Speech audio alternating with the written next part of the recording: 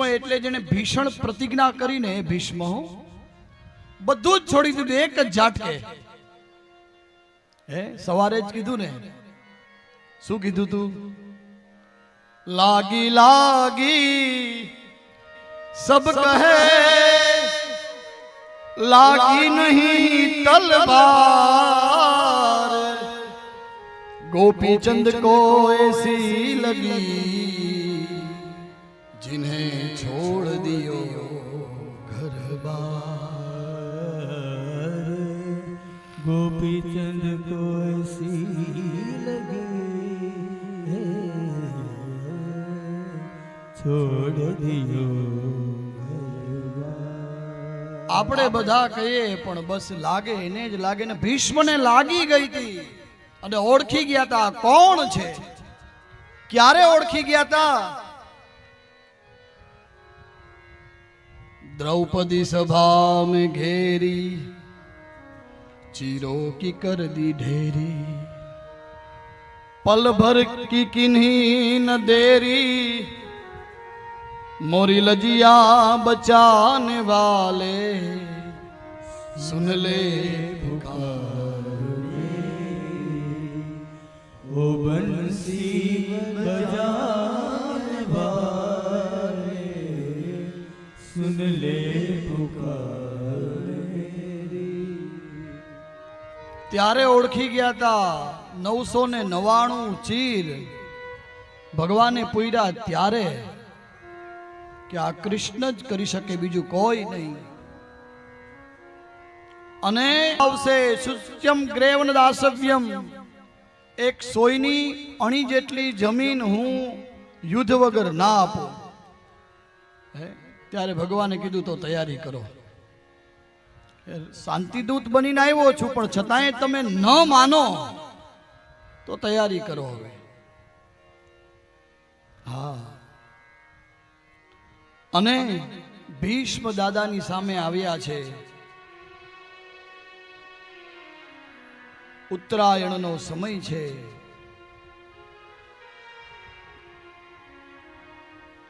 અને ભગવાનને કીધું કે જ્યાં સુધી મારો શ્વાસ ચાલ્યો ન જાય ત્યાં સુધી ભીષ્મ કહે કૃષ્ણને તમે મારી સામે રહેજો.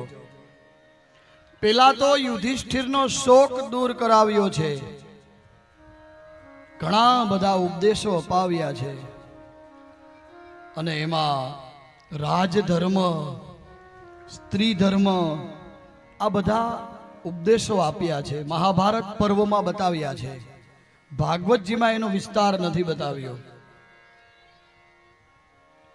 મહાભારતમાં બતાવ્યો છે. અને જ્યારે સ્ત્રી ધર્મની વાત આવી ત્યારે દ્રૌપદી ખડખડાટ હસવા લાગ્યા કે દાદા મારું વસ્ત્રહરણ થાતું તમે ત્યારે આ વાત કેમ ન કરી? બસ ત્યારે આપણે બધા જાણીએ છીએ, નાનપણથી આ કથા સાંભળતા આવીએ કે મારા શરીરમાં પેલા દુર્યોધનનું લોહી હતું ને એનું મેં અન્ન ખાધું હતું. એટલે અમારા ગુરુદેવ એવું કહે છે કે ગમે તે જગ્યાએ જમવાના બેસી જવું હો, આપણે કહીએ ને અન્ન એવો ઓડકાર. હા, ગમે એના ઘર પલોઠી વાળીને બેહી ન જવાય. હા, ન બેસાય. પછી અન્ન એવો ઓડકાર, જેવું ખાશો ને એવો ઓડકાર આવશે. અને ભીષ્મ દાદાએ કીધું દ્રૌપદીને કે એ સમયે મેં ઓલા દુર્યોધનનું અન્ન ખાધેલું હતું ને, અને પછી તો અર્જુને મને એટલા બધા બાણ માર્યા છે ને કે બધું જ લોહી વહી ગયું છે. હવે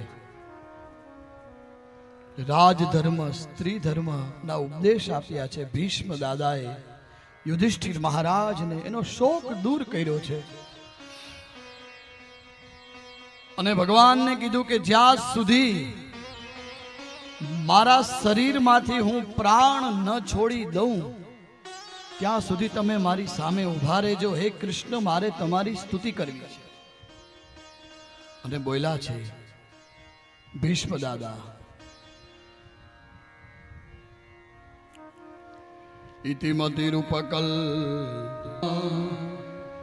भगवती सात्वत पुंगवे विभुम्नि स्वसुखमुपगते क्वचिद् विहर्तुं प्रकृतिमुपेयुषि अद्भव प्रवाह